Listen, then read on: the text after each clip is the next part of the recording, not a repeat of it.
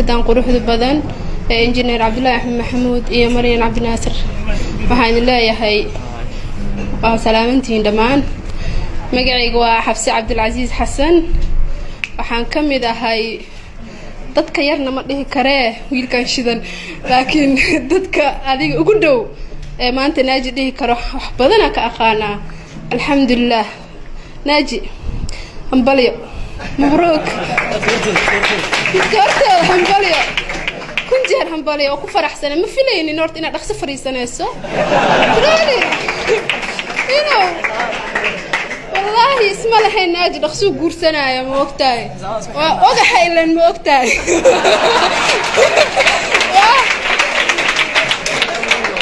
وعركا وما وقتاي عسرا اسكا واسكا ما ركت الله ينكي كودي جيراني لكن مركو يري مركا وارون ده تاغ والله يا ناجي مركا حنفليه وين وكو درايا صوبته يا وصرخ الحمد لله لكن صوبته جانس ونسي أنا كسي ويلش نوع أركان أنا كنت جانس ونسي ويل بوينو كهر قونا ناجي مركو حنقول يا مبروك أذيك يا مريم وحيد الله يا إلهي إذن كيس ريركي لقولنا استيل لقولنا قاذي وذي جرينا وذقال إلهي إذن كيالو ناجي وحا واي أنت يرن كأخانو قبل حلا قلبي يدي نحرة دقينا له فرع because عياريان كولا لوريك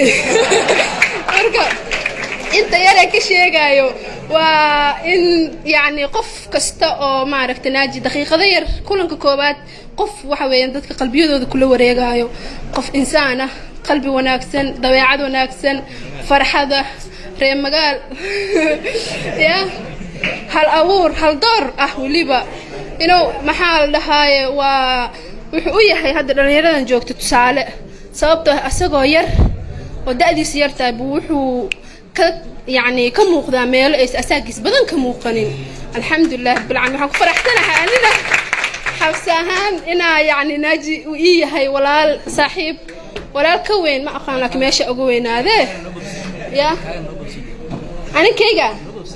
وإيمان دونا إسكسوجي هذا حد يدقن بركو حلاي هاي ناجي مريم وحيد الله هاي إلهي هاي سكين ديجو كو إلا جناد إسدوا الصعدة معناه كل مدوبة الدنيا آخرة كوي ما ركتي إسكو هنتا وحان الله يهاي فرحتكم ولادا وذجركم ولادا مريم وحان الله يهاي نقول لما الرادية أذان الرجال هنتيي خيالي نقول ما هن نرجال أيضا هنتي ما شاء الله أسجنه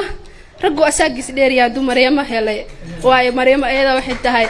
naagta gabadha inta soo dumaro naaji wada fiirinaysay tu ka dhex doortay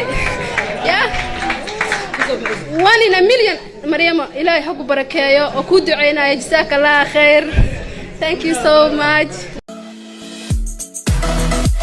The power of information, it's here with you. Garissa Times Tube channel brings you updated news as it happens. Whatever you just need is just click the like button, then give us a subscription at the bell sign. Then from there, the story are gonna be flowing in as we update you day to day.